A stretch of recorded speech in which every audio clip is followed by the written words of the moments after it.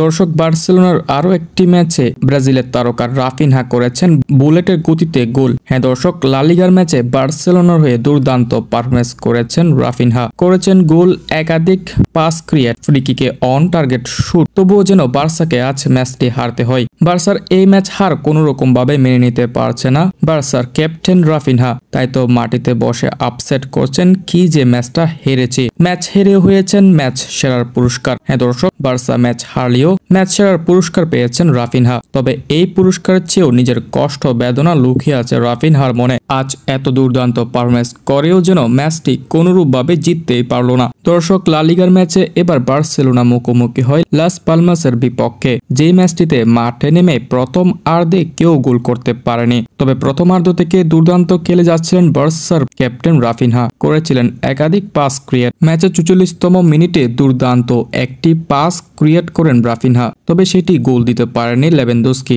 পরবর্তীতে রাফিনহা ওইটিকে গোল করলেও এটি অফসাইডের কারণে বাতিল হয় এবং এভাবে প্রথমার্ধ শেষ হয় বার্সেলোনার ম্যাচ। দ্বিতীয়ার্ধে মাঠে নেমে সাথে সাথে গোল হজম করে বসে বার্সেলোনা। ম্যাচের ৪৮তম মিনিটে বুল ডিফেন্ডিং এর কারণে বিপক্ষ দলের স্ট্রাইকার সহজে ডিবক্সের পাশ থেকে অন টার্গেট শুট করলে সেটি একদম বারের কোনায় গিয়ে গোল হয় এবং বার্সা ওই সময় পিছিয়ে পড়ে এক গোলে। এর পরপরই অর্থাৎ ম্যাচের ৬১তম মিনিটে বার্সার ক্যাপ্টেন রাফিনহা একদম ডিবক্সের বাইরে থেকে অন টার্গেট শুট করে, যেখানে দুইজন প্লেয়ারের মাঝখান দিয়ে একদম বারের কোনায় ঢুকে যায় গোল। হ্যাঁ দর্শক, ম্যাচের ৬১তম মিনিটে রাফিনহার গোলে ফিরে আসে বার্সার প্রাণ। কিন্তু এরপর থেকেই ম্যাচের একাধিক প্লেয়াররা ছন্নছাড়া গেম খেলে। বার্সার হাইলাইন ডিফেন্ডিং যেন এবার বার্সাকেই ভোগান্তিতে ভুগিয়েছে। বার্সার ডিফেন্ডার উপরে উঠে গেলে সেই সুযোগটি কাজে লাগিয়েছে বিপক্ষ দল, যেখানে ম্যাচের ৬৬তম মিনিটে বার্সা হজম করে আরো একটি গোল, যেই গোলের কারণে পিছিয়ে পড়ে বার্সেলোনা। তবে ম্যাচের ৮০ মিনিটে ফ্রি কিকে সুযোগ পায় বার্সেলোনা। সেই ফ্রি কিকটি মারতে দেওয়া হয় রাফিনহাকে